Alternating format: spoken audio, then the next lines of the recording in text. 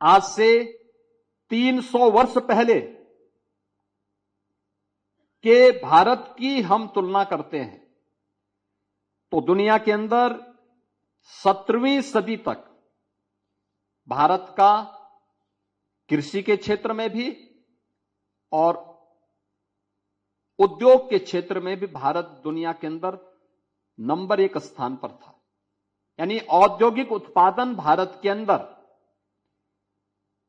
मैं इसके कुछ उदाहरण दूंगा कुछ आपको थोड़ी देर में, लेकिन भारत के अंदर जो औद्योगिक उत्पादन था, सेवा के क्षेत्र, आधी ही आबादी भारत की ऐसी थी जो कृषि पर आधारित थी, आधी आबादी उद्योगों में काम करती थी, सेवा क्षेत्र में कार्य करती थी। जीवन के अलग अलग क्षेत्रों में जो अपनी स्किल का उपयोग करते हुए भारत को औद्योगिक उत्पादन के केंद्र के रूप में विकसित करती थी। यानी कृषि उत्पादन तो हमारा बेहतर था ही, कृषि उत्पादन के साथ ही भारत औद्योगिक क्षेत्र में भी उसने दुनिया के अंदर अपना एक स्थान बनाया था। दुनिया के अंदर भारत का जो हिस्सेदारी थी उत्पादन में भी और एक्सपोर्ट में भी, यह कुल दुनिया की अर्थव्यवस्था के 25% पर अकेले भारत का कब्जा था। भारत दुनिया की नंबर 1 की अर्थव्यवस्था के रूप में स्थापित था। 25% अर्थव्यवस्था पर भी भारत का अधिकार था। लेकिन सन 1800 ईस्वी आते आते भारत की क्षमता कम होती गई। उद्योग धंधे ब्रिटिश कालखंड में बंद होते गए। इनका स्थान लोगों ने खेती की तरफ रुख किया। 50% से खेती की तरफ चलते चलते 80% तक लोग खेतीबाड़ी की तरफ जाने के लिए मजबूर हुए, क्योंकि उद्योग धंधे बंद होने लग गए। यहां के हस्तशिल्पी कारीगरों को हतोत्साहित किया गया, उनको प्रताड़ित किया गया, उनके सामने आजीविका का संकट खड़ा हुआ। उन्होंने खेतीबाड़ी की तरफ रुख किया। परिणाम था कि धीरे धीरे करके उद्योग जगत से एक साम्यता होती है कि जब उद्योग में प्रोडक्शन हो, आधी से अधिक आबादी उद्योग में लघु,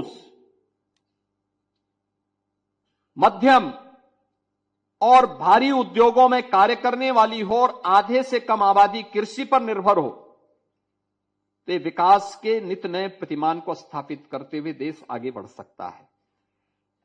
जब हम केवल एक तरफा हमारा सब कुछ केवल खेतीबाड़ी पर निर्भर हो जाएगा तो कितना उत्पादन करेंगे आप? उसका दाम नहीं बढ़ेगा, क्योंकि मार्केट का नियम तो डिमांड एंड सप्लाई के नियम पर ही आधारित होगा। डिमांड कम है, सप्लाई ज्यादा करेंगे, दाम कम हो जाएगा, दाम लागत भी नहीं मिलेगी। और यही होता गया। धीरे धीरे करके देश भूखमरी की तरफ गया। अनेक अकालों का सामना करना पड़ा। परिणाम है करोड़ों लोग मरे। कोई पुरसाहाल नहीं था, कोई पूछने वाला नहीं था। बीमारी से व्यक्ति तब मरता है जब पेट में दाना न हो, भूखमरी का शिकार हो। तमाम प्रकार की बीमारियां तब ग्रसित करती हैं, और यही तमाम प्रकार की बीमारियों ने अकाल के कारण भारत की एक बड़ी आबादी को निगल लिया था। यह भारत के साथ एक त्रासदी लगातार बनी रही। यह भारत जिसका ग्लोबल इकोनॉमी में, जिस भारत की हिस्सेदारी 25% हुआ करती थी, यह देश जब 1947 में आजाद होता है तो भारत की हिस्सेदारी मात्र 3% रह गई थी। अर्थव्यवस्था में भारत की हिस्सेदारी 3% रह गई थी। हमारी कोई हैसियत नहीं रह गई थी। एक्सपोर्ट लगभग हमारा ना के बराबर था। एक समय था टेक्सटाइल, भारत का टेक्सटाइल और कपड़ा उत्पादन में भारत दुनिया के अंदर अग्रणी माना जाता था। आज देश आजाद हुए 78 वर्ष हो गए, आज भी दुनिया के अंदर कपड़े की कोई ऐसी ब्रांड हम नहीं दे पा रहे हैं 78 वर्ष के बाद भी, जो दुनिया की मार्केट में भारत को एक नई पहचान दिला सके। छोटे छोटे देशों ने इसमें महारत हासिल कर ली। भारत अब उस दिशा में कार्य कर रहा है। यानी जो देश कभी कपड़ा उत्पादन में दुनिया के अंदर नंबर 1 पर था, धीरे धीरे करके उसकी तकनीक समाप्त कर दी गई, उसके मार्केट को समाप्त कर दिया गया, उसके उद्योग धंधे ऐसे ही हमारे कुटीर और लघु उद्योग धीरे धीरे करके बंद किए गए। परिणाम क्या था? भारत विपन्न होता गया। खेती बाड़ी पर अत्यधिक निर्भरता ने उत्तर प्रदेश को पूरी तरह समाप्त कर दिया और परिणाम क्या था कि उद्योग जगत के साथ ही हम लोगों ने इन सभी क्षेत्रों से हमें हाथ धोना पड़ा और कमोबेश यही स्थिति उत्तर प्रदेश की भी थी। उत्तर प्रदेश भारत का हृदय स्थल रहा है। देश की सर्वाधिक आबादी यहां निवास करती है।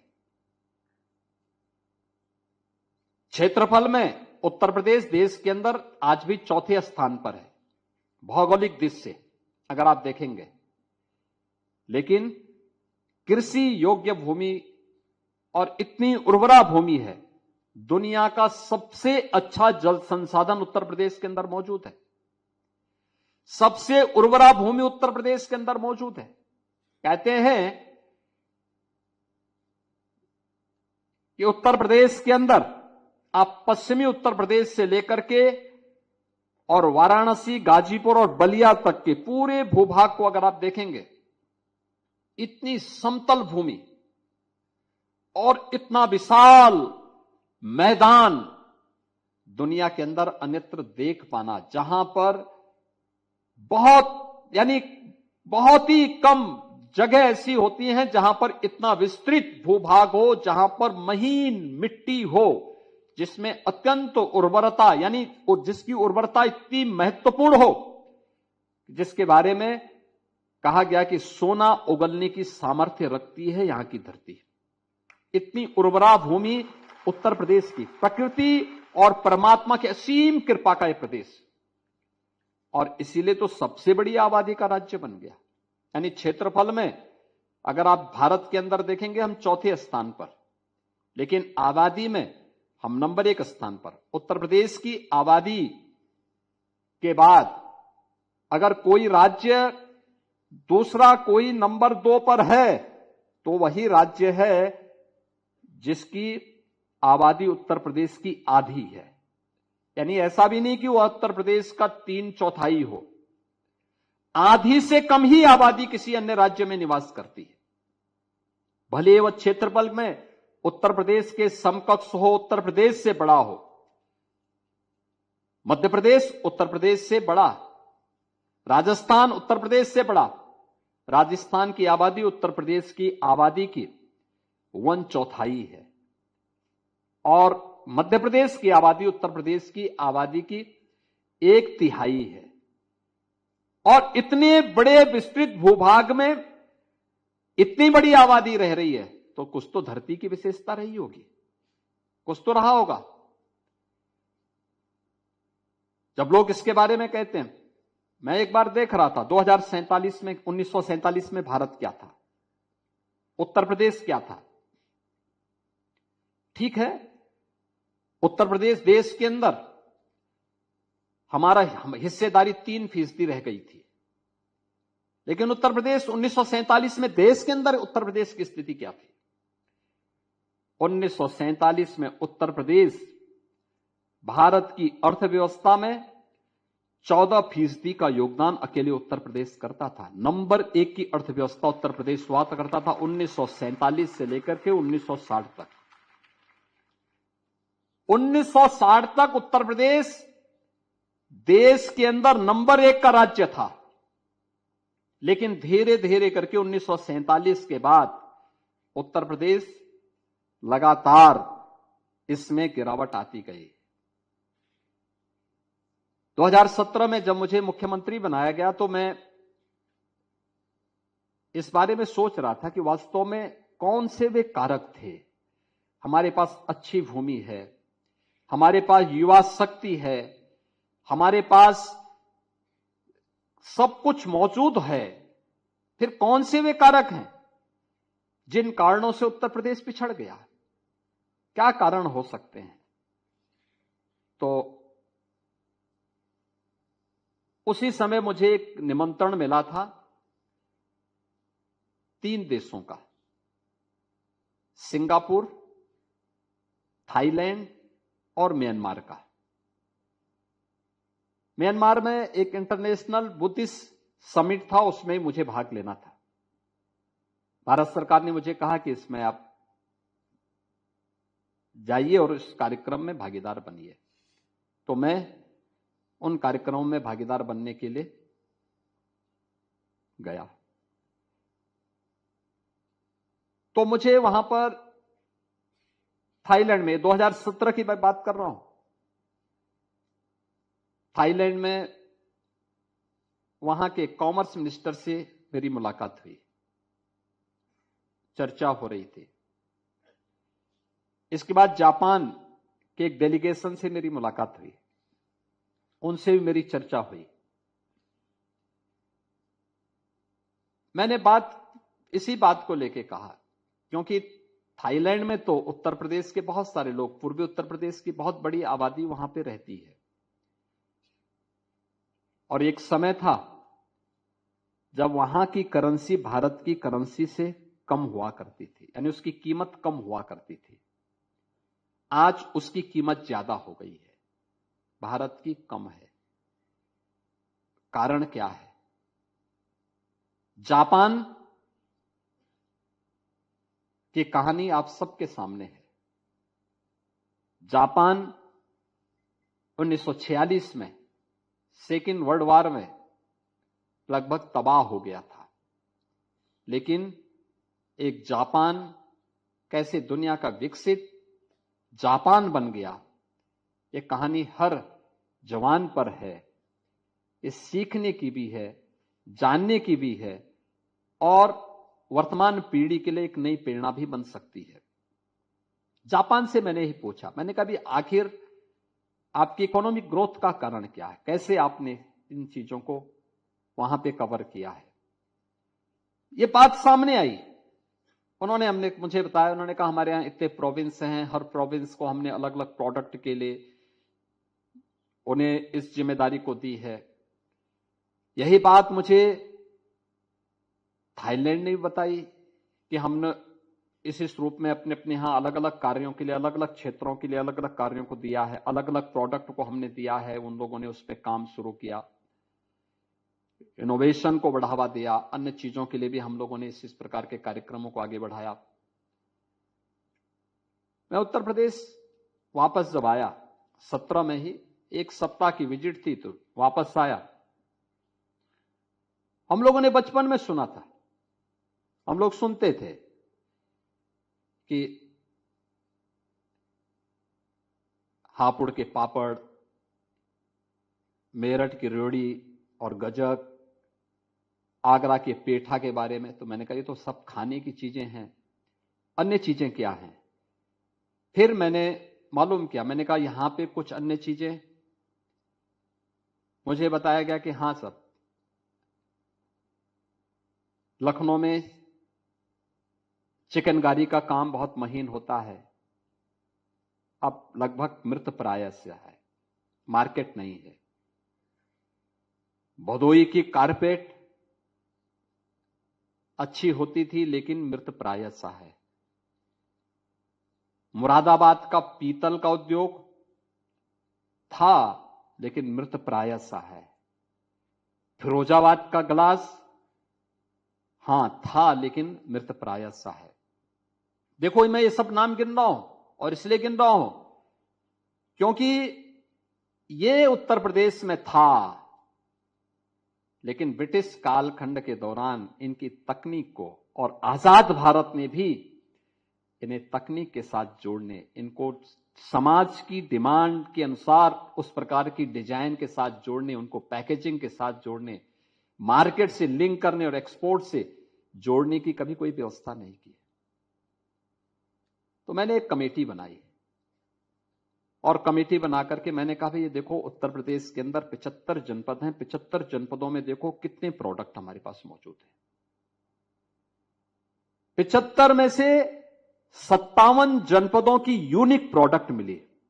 याद रखना ये जो बड़े उद्योग लगते हैं, बड़े उद्योग के लिए एंकर यूनिट के रूप में कोई उनकी आधारशिला को पुख्ता कर सकता है तो वह सबसे अच्छा एमएसएमई का बेस होता है, जो उत्तर प्रदेश के अंदर पहले से मौजूद था।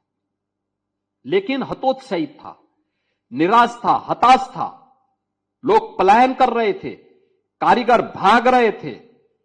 कहीं पॉल्यूशन कंट्रोल बोर्ड उन्हें परेशान करता था, कहीं पे कोई अन्य लोग उन्हें परेशान करते थे, कोई उनके पास चारा नहीं था। और जो भी देश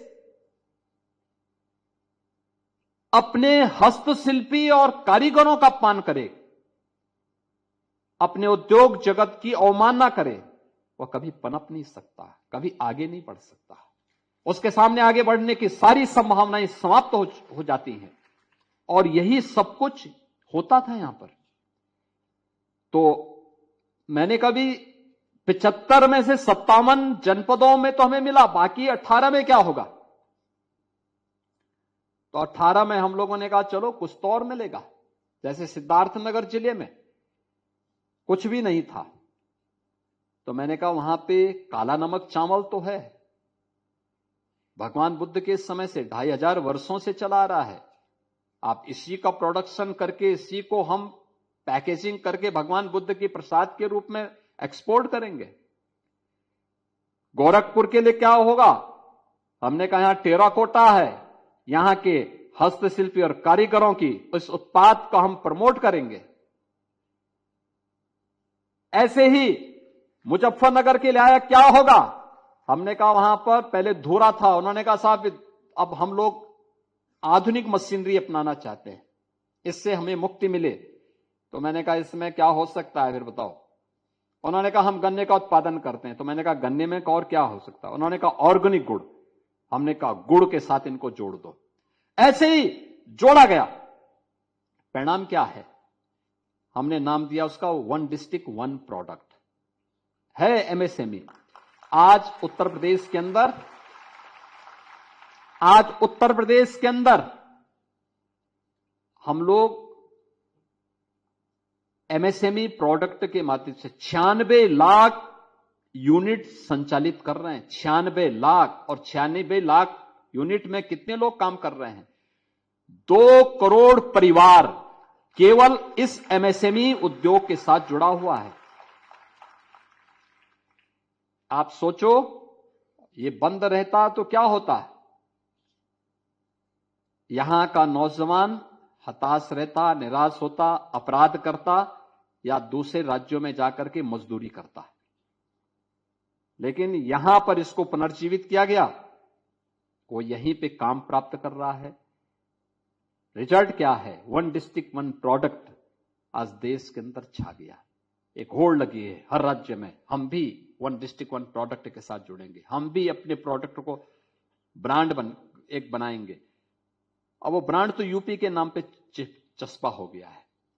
और इनमें भी जो हमारे प्रोडक्ट हैं, हमने तो अभी 75 का ही किया, लेकिन 77 ऐसे हमारे पास प्रोडक्ट उत्तर प्रदेश के अंदर हैं जिसको जीआई टैग मिला है, जिसको दुनिया के अंदर किसी भी मार्केट में उसको कोई नकार नहीं सकता है।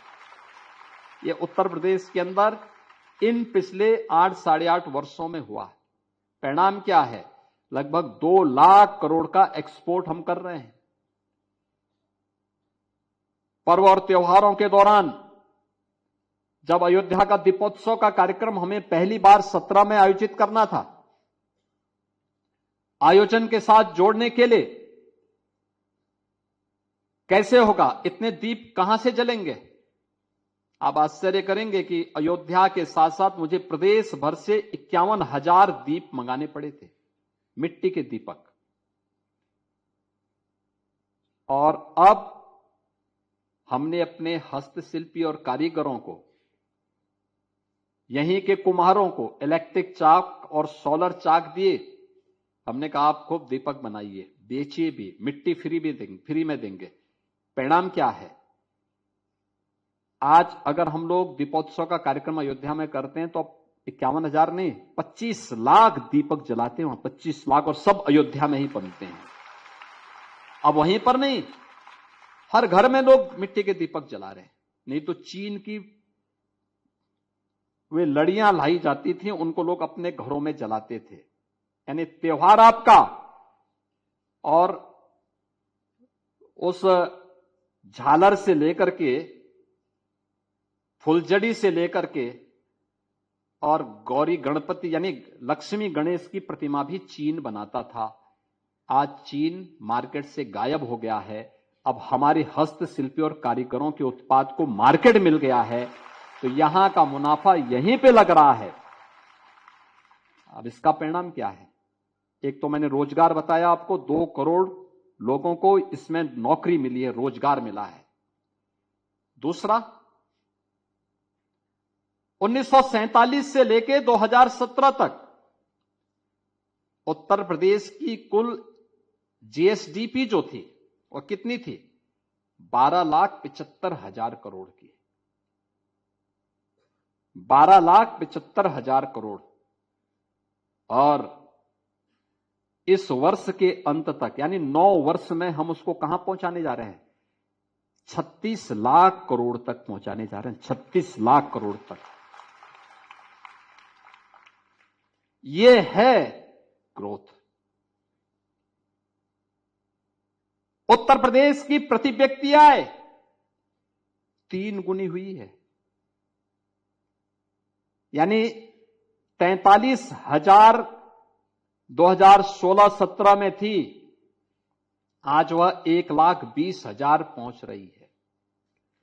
यह है कहानी विकास की। परिणाम हर एक सेक्टर में विकास ये देखने को मिला है। हस्तशिल्पी और कारीगरों को हम लोगों ने एक व्यवस्था के साथ जोड़ा, उन्हें टेक्नोलॉजी के साथ जोड़ा, डिजाइन के साथ जोड़ा, पैकेजिंग के साथ जोड़ा। परिणाम हम सबके सामने है। 1 डिस्ट्रिक्ट 1 प्रोडक्ट की इस स्कीम ने एक और खेती किसानी में जो काम कर रहे थे, खेतीहर मजदूर थे, उन लोगों को इधर अतिरिक्त कार्य दिया। खेती और किसानी के लिए जो टीम काम कर रही थी, उनको सिंचाई की सुविधा उपलब्ध करवाई। आपने देखा होगा, सॉयल हेल्थ कार्ड से लेकर के प्रधानमंत्री फसल बीमा योजना, प्रधानमंत्री कृषि सिंचाई योजना को देखते हुए प्रधानमंत्री किसान सम्मान निधि तक, ये सभी स्कीम उनके वेलफेयर के साथ। और आज डीबीटी के माध्यम से अकेले उत्तर प्रदेश के अंदर गन्ना किसानों को हम लोगों ने केवल 2,86,000 करोड़ रुपए केवल हमने गन्ना मूल्य का भुगतान